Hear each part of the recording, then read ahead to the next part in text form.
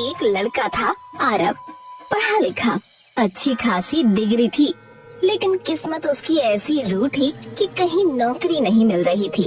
उसका दिल फिर से बैठ जाता है।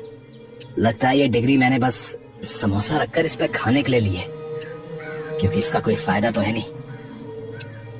अरे ऐसा मत बोल बेटा, मिल जाएगी नौकरी। उसकी माँ उसे समझाने की कोशिश करती कि वक्त खराब है पर बीत जाएगा, मगर उसके भीतर की बात कोई नहीं समझ पाता था। वो अंदर से हर दिन थोड़ा और टूट रहा था। बेटा हार मत मान, एक दिन सब बदलेगा। माँ वो दिन आता क्यों नहीं है? मेरे मरने के बाद आएगा क्या? तुम कब तक लोगों के घरों में काम करके घर चलाओगी माँ? कोई नहीं बेटा, तू बस नौकरी ढूंढ, बाकी मैं हूँ ना।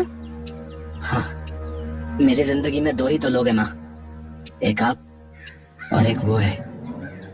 उसके अंधेरे भरे जीवन में उसकी माँ के अलावा एक ही रोशनी थी, सिया। उसकी एक मुस्कान से आरव को ऐसा लगता कि दुनिया अभी पूरी तरह बर्बाद नहीं हुई। वो महीनों से मन में एक सपना पकड़े बैठा था, नौकरी मिलते ही अपने रिश्ते की बात करेगा। यार बस एक नौकरी मिल जाए, फिर मैं उसके घर जाऊंगा यार सीधा। अरे नौकरी आ जाएगी यार, लड़की तुझे चाहती है, बस उसके बाप को साबित कर दे कि तू जम चुका है और क्या। लेकिन लड़की के पिता का फैसला पत्थर की तरह अडिग था। पहले जम जाओ फिर बात होगी। उधर घर की हालत बदतर होती जा रही थी।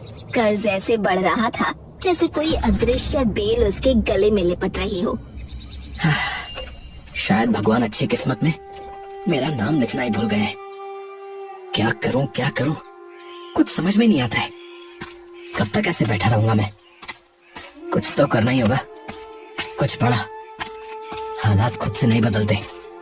अगर मैंने कोई रास्ता नहीं खोजा तो सब कुछ फिसल कर खत्म हो जाएगा।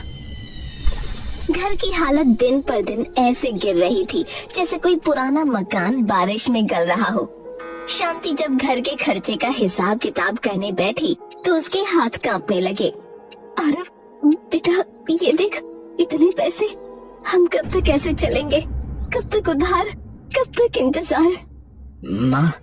माँ मैं कोशिश कर रहा हूँ माँ, मैं रोज 50 जगह जाता हूँ, पर क्या बेटा, पेट तो इंतजार नहीं करता। शांति रो पड़ी। आरव बस सर झुकाकर बैठा रहा। उसे लगा जैसे दुनिया उसके कंधों पर रखी है और पैर मिट्टी में धंसते जा रहे हैं। अगर मेरी डिग्रियां रोटी बन जाती ना माँ, तो हम भूखे नहीं रहते माँ।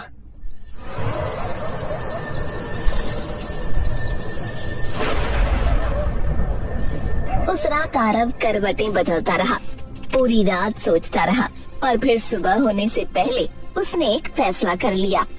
ऐसा फैसला जो उसने कभी कल्पना में भी नहीं सोचा था। चाहे कितने भी शर्म आए, मैं चाय की टपरी खोल लूंगा। पैसा कमाना है अब, चाहे जैसे भी आए।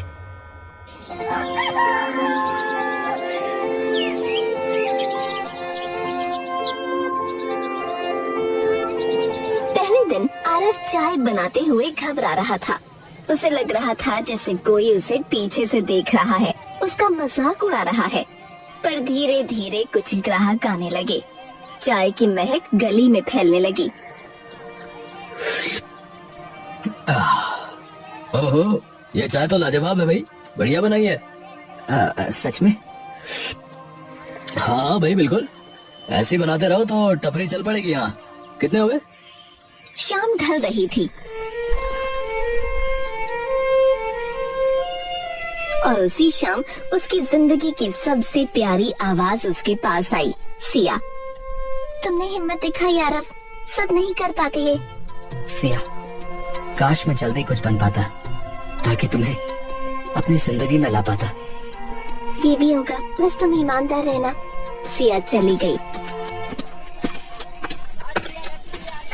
और आरव ग्राहकों का इंतजार करने लगा। तभी उसने देखा कि एक कबूतर बुरी तरह जमीन पर गिरा और फड़फड़ा रहा था। अरे इसे क्या हुआ? ओहो, अरे इसके पैरों में तो मांझा उलझ गया है।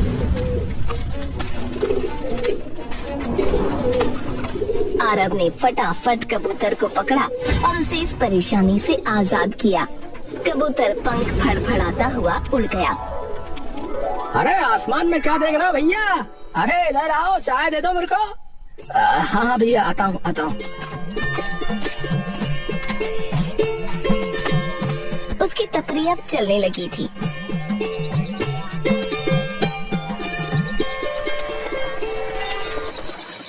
एक दिन उसने ठान लिया कि वो अब सिया का हाथ मांगने जाएगा। उसे लगा कि उसकी मेहनत देखकर रघुवीर सिंह शायद मान जाए। हाँ, आज जो भी होगा साफ साफ होगा।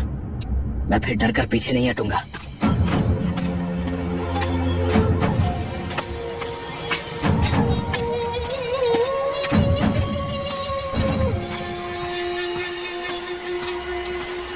वो सिया के घर पहुंचा। दरवाजा खुला, सामने रघुवीर सिंह खड़े थे। नमस्ते अंकल। मैं वो आपसे हमें पता है तुम किस लिए आए हो। अंकल मैं मेहनत करके चाय बेचते हो क्या? मेरी बेटी को टपरी पर बैठा कर रखोगे? दुनिया में 1000 लड़के हैं नौकरी वाले, कमाने वाले, और तुम चाय बेचने वाला बनकर रिश्ता मांगने आए हो। निकल जाओ यहाँ से सीधे। आरव ने कोई जवाब नहीं दिया और सर झुकाकर वापस चल पड़ा।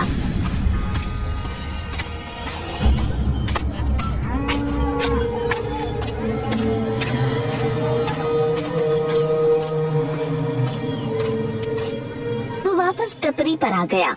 तभी सिया उसके पास आई।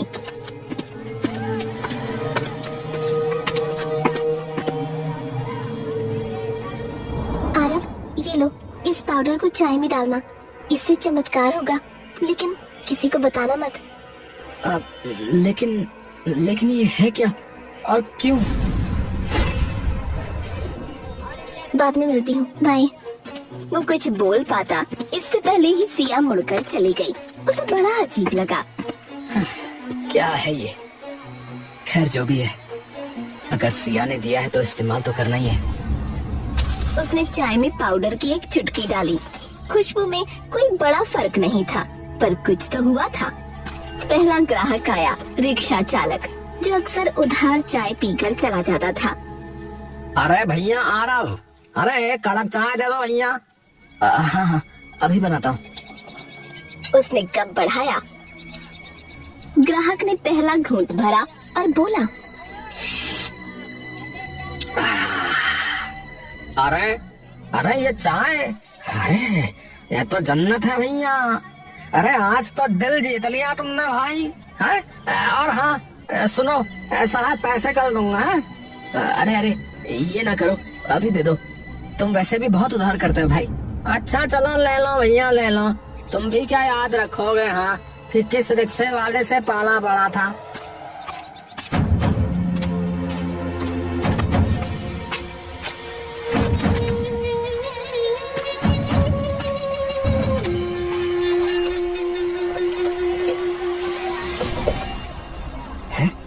अरे आज तो बड़ी जल्दी मान गए हैं ये।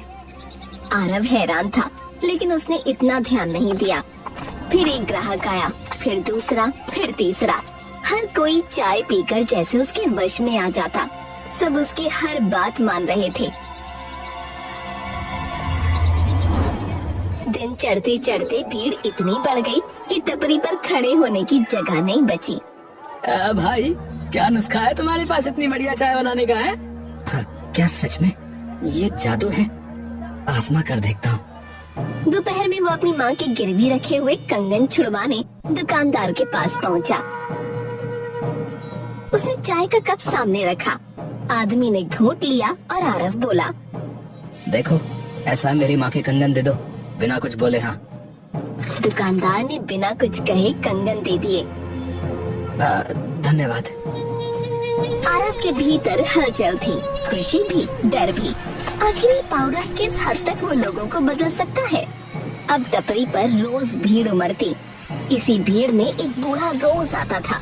वो चाय नहीं पीता, बस दूर खड़ा होकर घूरता रहता था।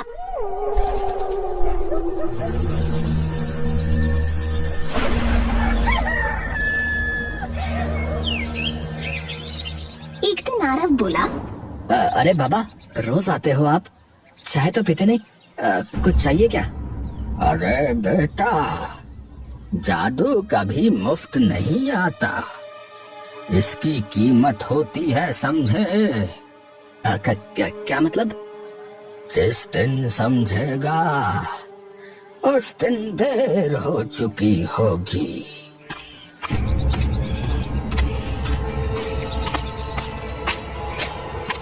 आरव का दिल एक पल को भारी पड़ गया, लेकिन उसने खुद को समझाया कि बूढ़ा शायद पागल है। अचानक उसे सिया की याद आई, क्योंकि तब से उससे कोई कांटेक्ट नहीं हुआ था। मुझे लगता है कि मुझे सिया के घर जाना चाहिए।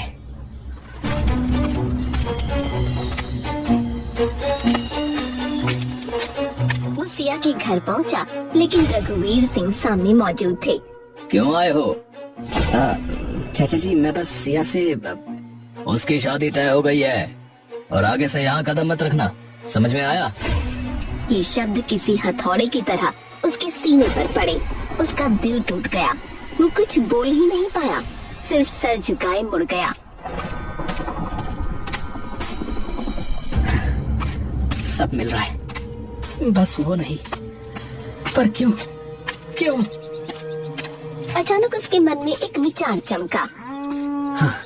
हाँ, अगर ये पाउडर किसी का नजरिया बदल सकता है, तो रघुवीर सिंह का क्यों नहीं? मुझे बस मौका चाहिए, एक कप चाय, और मेरी दुनिया बदल सकती है। कई दिन आरव मौका ढूंढता रहा। एक दिन शाम को आखिर किस्मत ने उसकी तरफ झुकना शुरू कर दिया। चौपाल पर रघुवीर बैठे थे। आसपास 2-3 किसान बातें कर रहे थे। आरव धीरे से उनके पास गया। अंकल, मेरे हाथ की चाय पीजिए एक बार। अरे मैंने मना किया था ना। अरे पीकर तो देखिए ना, पी के तो देखिए। अरे चल हट। अरे ले लो रघुवीर, लड़का इतना कह रहा है तो ले लो एक बार, मन रख लो उसका भी। ठीक है ठीक है, दे इधर। रघुवीर ने कप उठाया। आरव का दिल मानो उसकी पसलियों से बाहर निकलने को था। कैसी है अंकल? अजीब है, पर अच्छी है। अच्छा, तो इसी बात पर क्या मैं आपकी बेटी से शादी कर सकता हूँ? हाँ हाँ, क्यों नहीं। वो भी तुमसे प्यार करती है और तुम उससे, तो मुझे क्या दिक्कत होगी भाई? आरव के कानों को जैसे यकीन ही नहीं हुआ। वो पलकें झपकाता रहा। रघुवीर की आवाज कानों में किसी सपने की तरह गूंजती रही। क्या इतना आसान था? क्या जादू सच में इतना बड़ा है?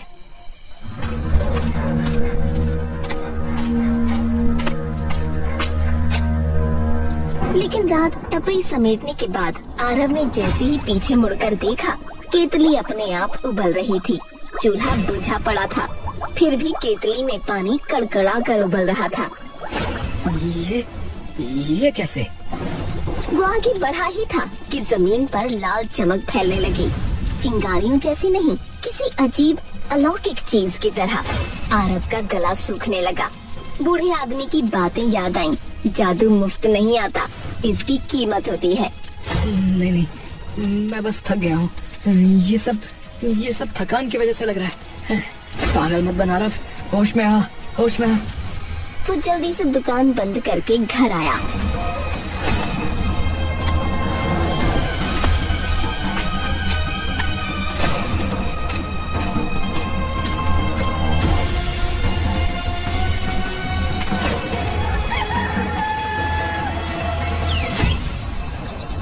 अगली सुबह वो पूरे उत्साह में सिया के घर गया। उसे लगा था कि आज वो पहले की तरह खुलकर उससे बात कर पाएगा। उसे सिया से पाउडर का छोटा रहस्य भी पूछना था।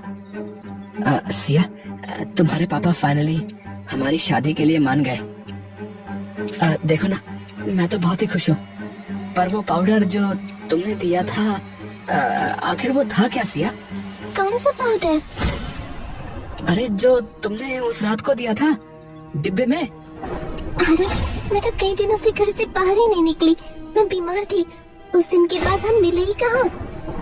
आरव का दिल एक पल को जैसे थम सा गया। उसे लगा सिया झूठ बोल रही है, लेकिन उसकी आंखों में जो घबराहट थी वो झूठों की नहीं होती। सिया, तुमने क्या सच में मुझे वो पाउडर नहीं दिया? मैं कसम खाकर कहती हूँ, मैंने कोई डिब्बा नहीं दिया। मैंने तो किसी पाउडर के बारे में सुना तक नहीं। आरव सोच में पड़ गया, आखिर माजरा क्या है। तभी अचानक एक तेज सफेद रोशनी दोनों के सामने फटी। इतनी तेज कि आंखें बंद करनी पड़ी। उस रोशनी में से एक परी सामने आई। डरने की जरूरत नहीं आरव। हाँ, तुम कौन हो? तुम कौन हो? उस रात जो तुमसे मिली थी वो सिया नहीं, वो मैं थी। क्या? तुम्हारी प्रेम कहानी देखकर दुख हुआ था, इसलिए मैंने तुम्हें जादुई पाउडर दिया। पर क्यों? ऐसी परेशानियां तो लाखों लोगों के साथ होती हैं। क्योंकि तुमने मेरी मदद की थी। मैंने मदद की? मैंने कब मदद की भाई? कुछ दिन पहले तुमने कबूतर को बचाया था, वो मैं ही थी। क्या? हाँ, और इसीलिए मैंने तुम्हें ये जादू दिया। लेकिन याद रखना, जादू का इस्तेमाल कभी लालच के लिए मत करना। नहीं, मैं ऐसा कभी नहीं करूँगा। और आपका बहुत बहुत धन्यवाद। पर मुझे लाल चमक नजर आई थी कल, वो क्या है? हर बार जब तुम किसी को ये चाय पिलाकर उसकी मर्जी बदलते हो, तब तुम्हारी अपनी किस्मत का एक टुकड़ा कम हो जाता है। किस्मत का टुकड़ा? हाँ, इसी वजह से लाल चमक दिखाई देने लगी, केतली खुद उबलने लगी, साए दिखने लगे। जादू कहीं से नहीं आता आरव, इसकी कीमत हमेशा किसी की किस्मत से चुकाई जाती है। वो कहावत सुनी है ना तुमने कि इस दुनिया में कुछ भी मुफ्त नहीं है। आरव सब समझ गया था, लेकिन अब लालच अपनी जड़ें उसके दिल में जमा चुका था। उसके भीतर एक अजीब सा नशा पल रहा था, सब कुछ पा लेने का नशा। अच्छा हुआ आपने मुझे ये सब बता दिया, मैं आपका बहुत आभारी हूँ। मैं भी, क्योंकि आपने हमें मिला दिया। चलिए इसी बात पर चाय हो जाए।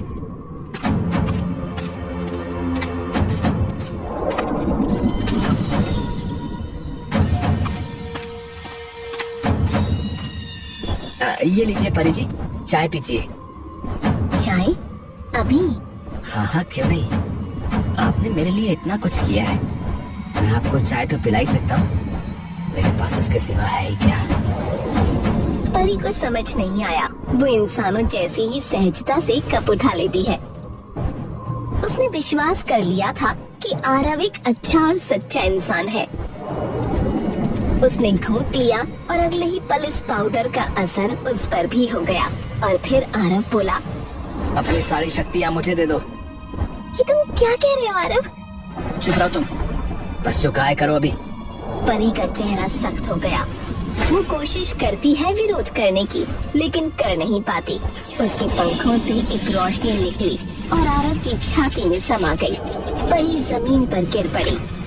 सिया ये सब देखकर जैसे पत्थर की मूर्ति बन गई। आरव, तुमने ये क्या कर दिया? तुम्हारे पास जो भी था मेहनत से था, फिर ये लालच क्यों? अरे जब सब मिल सकता है तो थोड़ा क्यों लेना सिया, पूरा लेना सीखो। सिया समझ गई, ये आरव वो आरव नहीं रहा जिस पर वो दिल से भरोसा करती थी। तुम्हारे पास माँ थी, मैं थी, तुम्हारी मेहनत थी, फिर भी तुम और चाहते रहे। तुम्हें क्या कमी है? इसकी कमी थी और बहुत कुछ कर सकता हूँ। चलो अच्छा ही है, अब तुम्हें कोई नुकसान नहीं पहुँचाएगा। वही तो, चलो अच्छा हुआ तुम समझ गई। तो ठीक है फिर, मैं कल आऊंगा बारात लेकर, तैयार रहना। अच्छा जी।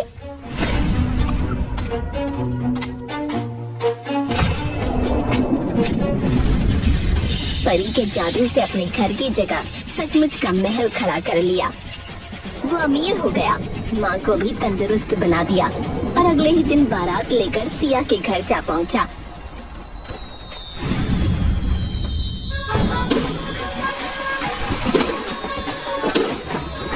हाय पीछे बाराती, आगे बैंड बाजा।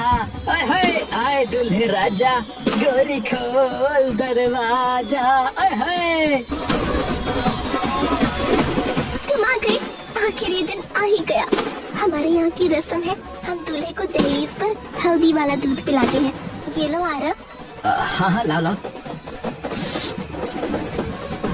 अरे अरे ये तो चाय है। सिया का चेहरा एकदम बदल गया और वो बोली, मैं कल तुम्हारी टपरी पर गई थी और वहाँ से वो पाउडर ले आई। पाउडर ले आई? पर क्यों? ताकि तुम्हें सबक सिखा सकूं। अब परी की सारी शक्ति वापस कर दो आरव। हाँ हाँ मैं वापस कर दूंगा।